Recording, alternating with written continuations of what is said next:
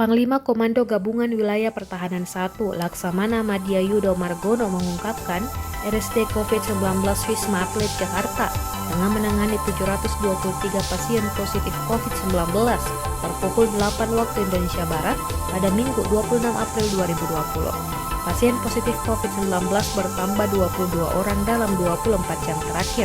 Semula 701 orang menjadi 723 orang. Sementara pasien PDP berkurang 7 orang, yang semula 64 orang menjadi 57 orang. Pasien ODP bertambah 1 orang, semula 59 orang menjadi 60 orang, kata Yudo. Secara keseluruhan, jumlah pasien yang menjalani rawat inap di rumah sakit dadakan tersebut sebanyak 840 orang, terdiri dari 508 pria dan 332 wanita. Diketahui, Rumah Sakit Darurat COVID-19 Wisma Atlet Kemayoran telah beroperasi sejak pukul 17.30 waktu Indonesia Barat, Senin 23 Maret 2020. Dari lokasi tersebut, terdapat 2 lantai yang dijadikan rumah sakit dadakan, yakni Tower 7 yang saat ini telah beroperasi dan mampu menampung 1.700 orang.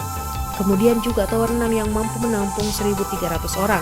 Dengan begitu, Rumah Sakit Darurat COVID-19 Wisma Atlet Kemayoran dapat menampung 3.000 pasien dari 2 lantai tersebut.